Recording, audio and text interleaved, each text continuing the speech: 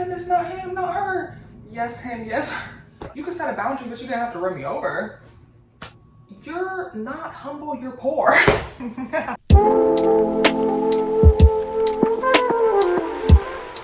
welcome to my channel. So today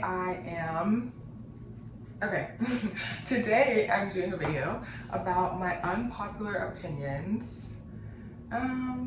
Okay, my first unpopular opinion comes from the saying, the old adage, like no one can judge you. I feel like you definitely can judge people, and it's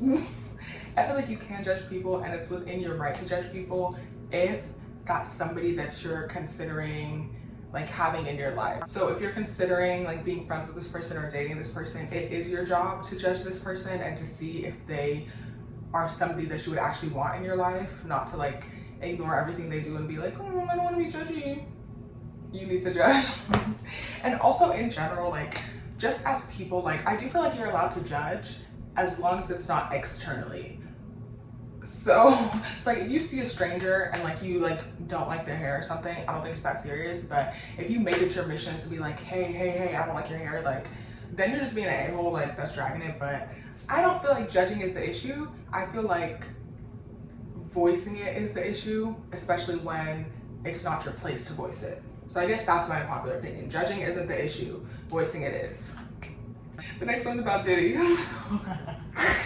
I don't know if this is popular or unpopular, but like I don't understand why people continue to be surprised when celebrities do like psychotic things. I don't know what character traits people think is necessary to be very successful and very rich and like number one, but like I can tell you for free, it's not a pure heart. It's not a pure heart to be number one. Like to achieve something like that, you have to understand that like people get to these places in life unethically,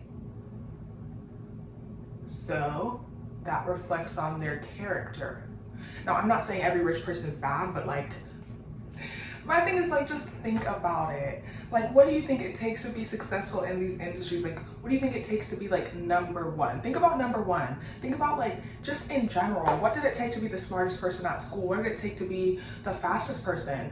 There's an extra something. Sometimes it's pure, sometimes it's like not as bad, sometimes it's just I'm not gonna get as much sleep as the rest of people, and I'm not gonna eat as much as the rest of people. But on the very dramatic, drastic sides, that extra little sauce that they have to get to number one is not something that's ethical. So these super successful people, you need to stop. I'm not gonna say you need to stop looking up to them, but like you need to be ready when the tables are turned and when the truth comes out. Like we can't keep doing this, oh my goodness, not him, not her. Yes, him, yes, her. Like, yes, him, yes, her. I feel like I'm saying this wrong, but I'll get there. I think lies are great, but wait. I think lies are great because like, okay, follow me here. I don't think the whole truth is always necessary, verbally especially. Now, I'm not talking about like if you do something obnoxious, like if you steal from someone, you lying. No, I don't think that's great, babe. But like if you have a friend and there's something about them that's not your absolute favorite, I don't see the point of voicing that. Like something that doesn't really hurt anybody, so not like something that they would do that would affect their life drastically, but like if they like the color blue and you don't, I don't see the point in you being like, girl, I don't like the color blue. Like that's more so what I mean. I mean you don't have to reveal every single little thing on your mind. I don't mean like lie about important things. So in that sense, I do believe lies are great. Like, you get me? Right? Okay. Obviously, social media is... I was about to say social media is a wicked place, but what I meant to say... Honestly, social media is very tricky when it comes to like trying to give people life advice and say like, hey, this is what you should do in your life and this is how you upgrade, because people aren't good at this advice is for me and this is not. So like if you're a rude and horrible person and you scroll on social media and it's like, you are the light of this world and you need to set a boundary, that advice wasn't for you. You're horrible. But people can't differentiate that. So my unpopular opinion is that like the whole constant rebirth and like confidence and like whatever, self-help, self-love, self-growth, all this stuff, on some people it's not working. On some people it's just not for them, and it's just making them be like really, really crappy people and try to disguise it as, oh, I have to set a boundary. You can set a boundary, but you're gonna have to run me over. I mean, you can set a boundary without like smacking me in the face. So I just feel like the advice given on social media, some people just use it to justify their horrible behavior. So yeah, like not everybody is in their self-help and in their confidence era. Some of you guys are just horrible people and like rude, and confidence can't save you. I actually really like this one. This is one of my faves. This one is, people are not humble, they're insecure.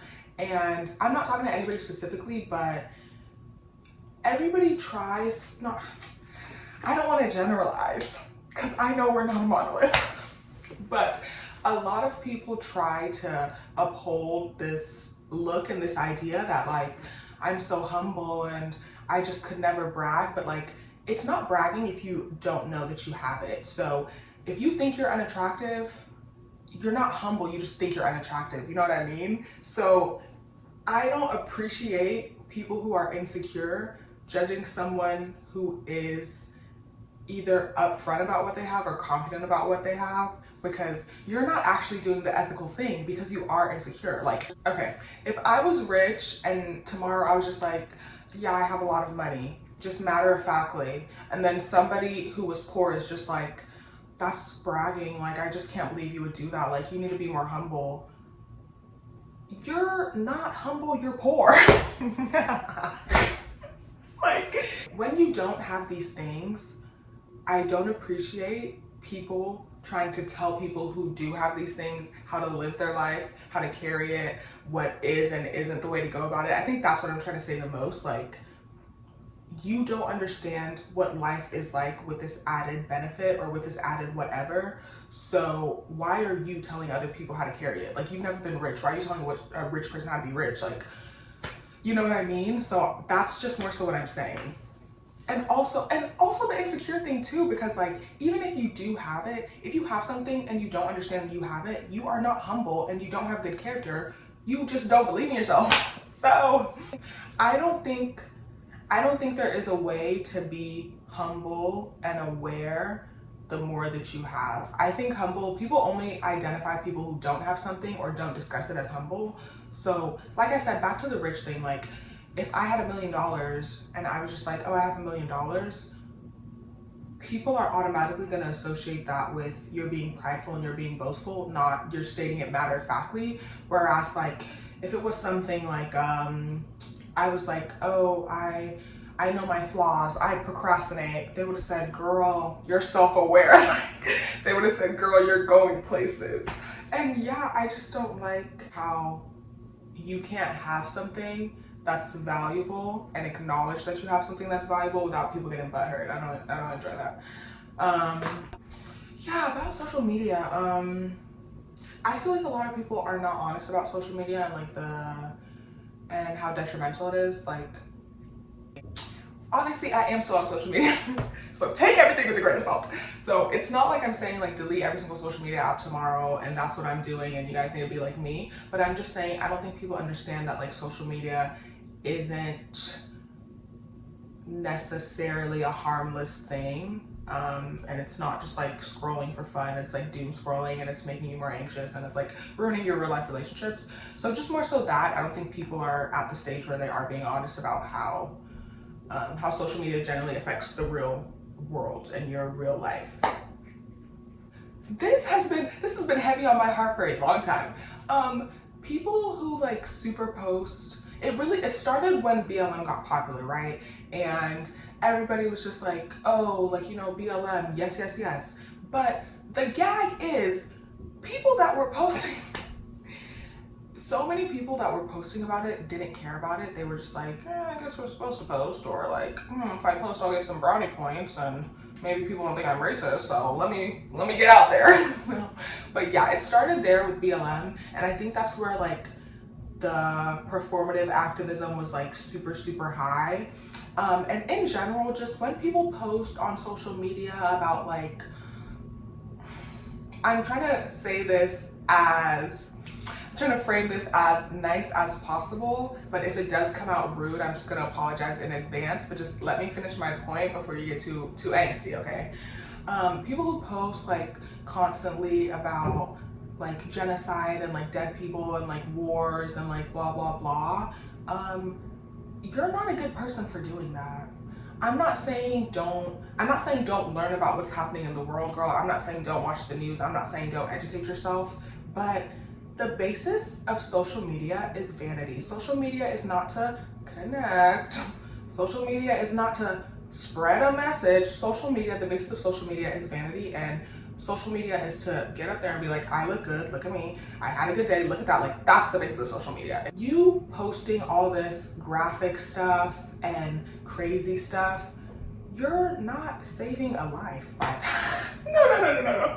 Let me actually stop laughing, because seriously, like, I don't mean to laugh at like calamity, and I don't mean to laugh at like all the bad things happening in the world. I understand that, but there's a difference between posting and actually doing something, and I don't think people understand that. Like, you posting is genuinely not gonna stop a war. Like, I've never seen a prime minister be like, 1,000 retweets and we're done. Like, you just have to understand what you can do that can actually help and what is just performative. And it's like these same people that post every 2 seconds are the same people who like round up to the nearest dollar and give to the children's hospital. They're like, oh, I could never. So it's like, logistically, it's just a moral show. It's a moral peacock. Like, you're not, you know?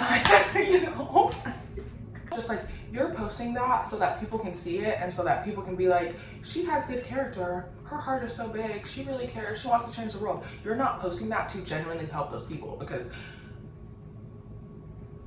like, we all know the truth. No president is ending a war because of a repost. We know that. Like, and if you don't know that, that's actually worse, because like you're out of it.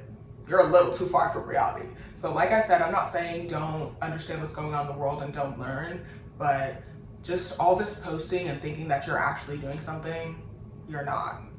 My last one is that people cannot have it all, specifically women.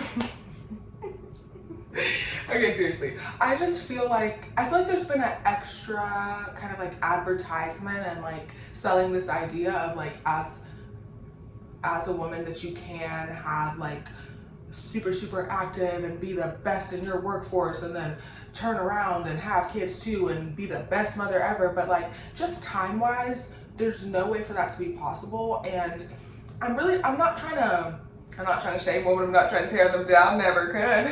And like I am in college, I'm getting an education, so I'm not saying like sit in the house and wait for marriage, but just more understanding that you're always going to be leveraging something.